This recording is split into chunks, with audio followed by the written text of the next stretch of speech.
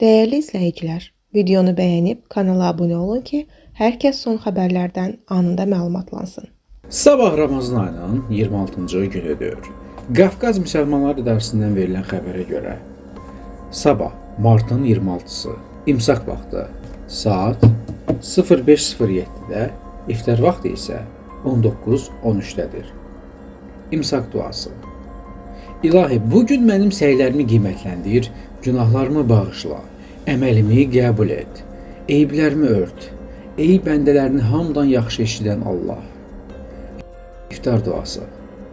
İlahi, səndən ötürü oruç tutdum, sənin verdiyin ruzi ilə iftar açdım və sənə təvəkkül etdim.